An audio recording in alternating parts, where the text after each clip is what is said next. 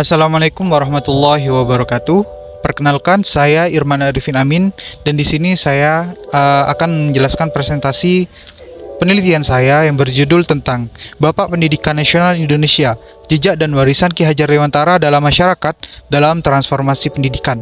Dan kita akan membahas bagaimana perjuangan beliau serta jasa-jasa beliau terhadap pendidikan di Indonesia. Serta ada pepatah yang beliau cetuskan, yakni Ingarso Sungtuloto, Imatio Mangunkarso, Tuturi Handayani. Baik, lanjut ke pembahasan. Check it out. Ki Hajar Dewantara lahir di Yogyakarta pada 2 Mei tahun 1889 dengan nama aslinya Raden Mas Wardi Suryaningrat, yang merupakan cucu dari Sri Paku Alam III dan ayahnya bernama Gusti Pangeran Haryo Suryaningrat atau cucu Sri Paku Alam III. Dan bila dilihat dari silsilahnya, Ki Hajar Dewantara merupakan seorang bangsawan. Profesinya terfokus pada bidang jurnalisme yang aktif dalam beberapa surat kabar dan majalah pada periode tersebut, seperti Sediotomo, Midden Java, The Express, Octavian Hindia, Kaum Muda, Cahaya Timur, dan Pusara melalui tulisannya yang menyampaikan kritik sosial politik kaum Bumiputra terhadap penjajah dengan gaya komunikatif, halus, dan tajam. Sementara jiwa pendidikannya tercermin pada usahanya mendirikan perguruan mahasiswa pada tahun 1922 yang bertujuan untuk memberikan pendidikan kepada masyarakat Bumiputra. Sebagai seorang bangsawan, Ki Hajar Dewantara mengenyam pendidikan di Europese Leger School, sekolah rendah untuk anak-anak Eropa. Dan setelah itu, beliau diberi kesempatan untuk masuk School Tatopleiding voor Inlanders.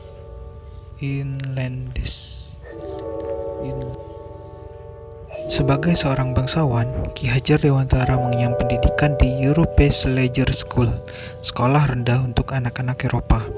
Dan setelah itu, beliau diberi kesempatan untuk masuk School Tatopleiding voor Inlanders Artsen atau STOVIA, yang juga dikenal sebagai Sekolah Dokter Jawa. Namun, karena kondisi kesehatannya tidak memungkinkan, Wardi Suryaningrat tidak berhasil menyelesaikan pendidikan di sekolah tersebut. Wardi Suryaningrat atau Ki Hajar Dewantara tidak hanya menerima pendidikan formal di lingkungan Istana Paku Alam, tetapi juga mengikuti Europese Leger School atau Sekolah Belanda III, Quick School atau Sekolah Guru di Yogyakarta, School Tatopleiding van Indische Artsen atau STOVIA, yang sebuah sekolah kedokteran di Jakarta yang tidak dapat diselesaikannya karena masalah kesehatan. Sebagai tokoh dari keluarga bangsawan Paku Alam, Wardi Suryaningrat menunjukkan kepribadian yang sederhana dan kedekatan yang kuat dengan rakyat. Dan melalui pendidikan dan budaya lokal, ia bersatu dengan semangat untuk mencapai kesetaraan sosial politik di dalam masyarakat kolonial. Dan semangat ini menjadi dasar bagi Wardi Suryaningrat dalam perjuangannya untuk kesatuan dan persamaan melalui nasionalisme kultural hingga politik.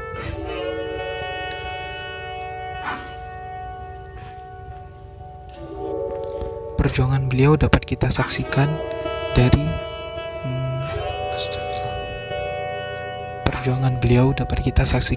perjuangannya mendirikan Indische Partij bersama dengan Douwe Dekker atau dikenal sebagai Danu Dirja Setiabudi dan Cipto Mangkusumo.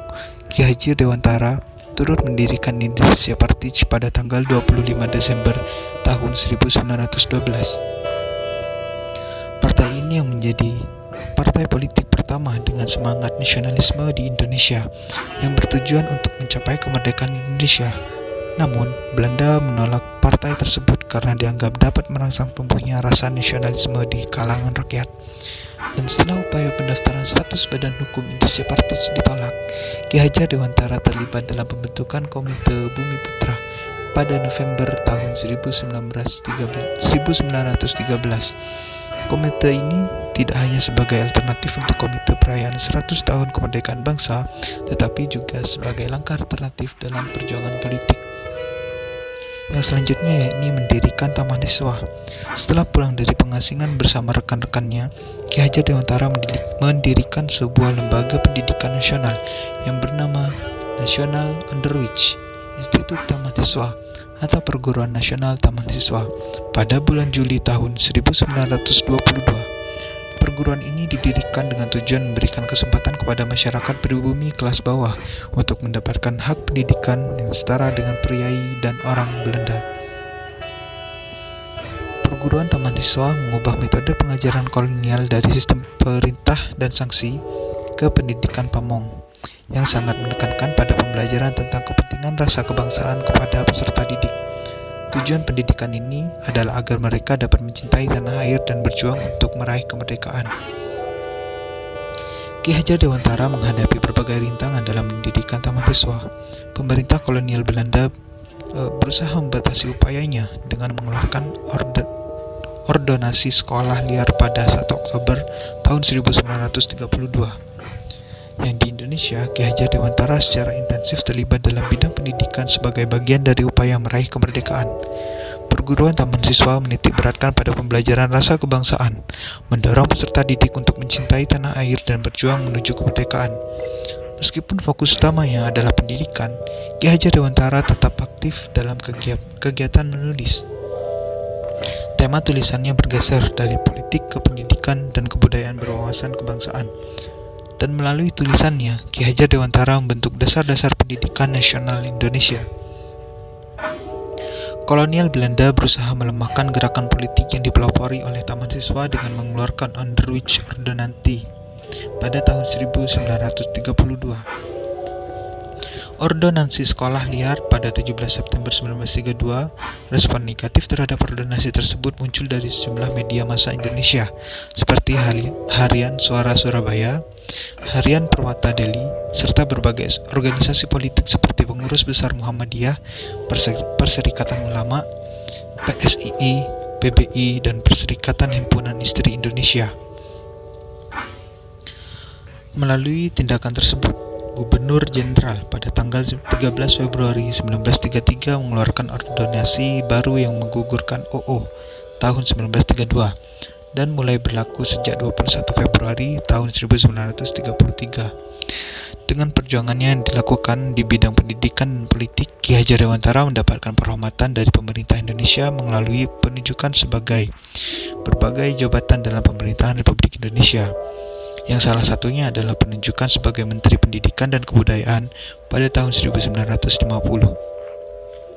Ki Hajar Dewantara juga dianugerahi gelar Dr. Honoris Causa oleh Universitas Gadjah Mada pada tahun 1959, dan pada tahun yang sama diangkat sebagai pahlawan nasional. Sebagai Menteri Pendidikan pertama di Indonesia, Ki Hajar Dewantara telah memimpin berbagai gerakan nasional yang berkontribusi dalam mewujudkan kemerdekaan Indonesia, yang sebagaimana dibahas dalam buku berjudul Ki Hajar Dewantara, Putra Keraton Pahlawan Bangsa. Konsep trilogi pendidikan Ki Hajar Dewantara. Maksud dari pepatah Jawa ing ngarsa sung telodo ing madya mangunkarsa tuturi handayani, yang merupakan prinsip dasar dari trilogi pendidikan Ki Hajar Dewantara adalah sebagai berikut. Ing ngarsa sung telodo, yang maknanya di depan memberikan contoh. Prinsip ini menekankan pentingnya seorang pendidik atau pemimpin memberikan contoh yang baik dan menjadi teladan bagi yang dipimpinnya. Ki Hajar Dewantara meyakini bahwa pemimpin atau pendidik harus berada di garis depan dalam memberikan inspirasi dan panduan kepada peserta didik. Ing matya mangunkarsa, di tengah membangun semangat.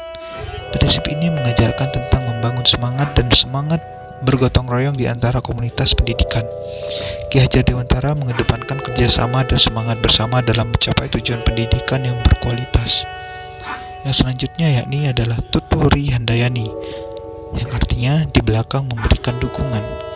Prinsip ini menunjukkan peran penting dari pendidik atau pemimpin dalam memberikan dukungan, bimbingan, dan dorongan kepada peserta didik.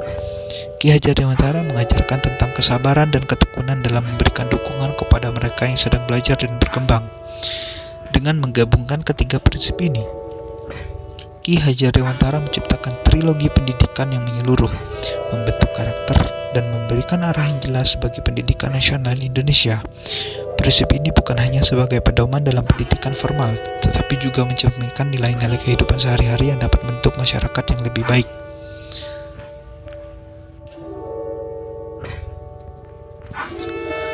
Pendidikan memiliki peran krusial dalam pembentukan karakter dan perkembangan masyarakat di Indonesia. Sosok Ki Hajar Dewantara diakui sebagai bapak pendidikan nasional yang memberikan kontribusi besar terhadap sistem pendidikan. Transformasi pendidikan merupakan kebutuhan mendesak dalam menghadapi perubahan zaman. Oleh karena itu, penelitian ini bertujuan untuk menelusuri jejak dan warisan Ki Hajar Dewantara dalam masyarakat serta bagaimana kontribusinya relevan dalam konteks transformasi pendidikan saat ini. Ki Hajar Dewantara juga dikenal sebagai Raden Mas Wardi Suryaningrat yang merupakan tokoh yang memperjuangkan hak pendidikan untuk semua orang tanpa memandang status sosial. Keberhasilannya mendirikan Taman Siswa sebagai lembaga pendidikan pertama bagi rakyat Indonesia menjadi bukti konkret dari idealismenya. Dalam konteks transformasi pendidikan, pemahaman mendalam terhadap prinsip-prinsip yang diletakkan oleh Ki Hajar Dewantara dapat memberikan inspirasi untuk merumuskan kebijakan pendidikan yang inklusif dan progresif.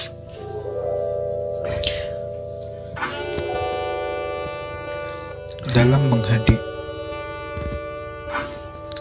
mengakhiri video penelitian ini, peneliti berharap bahwa penelitian ini dapat menjadi kontribusi signifikan dalam mendokumentasikan dan menganalisis peran Ki Hajar Dewantara, serta memberikan wawasan berharga bagi pengembangan pendidikan di masa depan.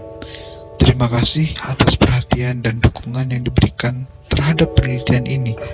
Semoga hasil penelitian ini dapat memberikan manfaat yang berkelanjutan bagi perkembangan pendidikan di Indonesia. Terima kasih.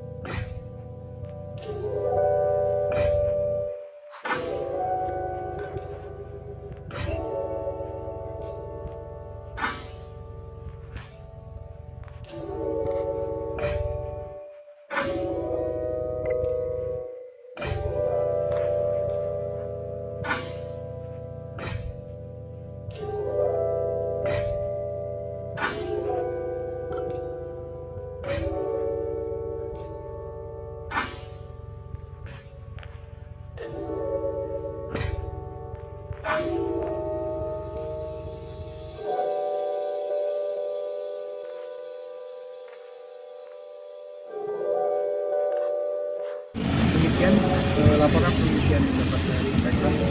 Saya mohon maaf. Wallahul muwaffiq ila aqwamit thoriq. Wassalamualaikum warahmatullahi wabarakatuh.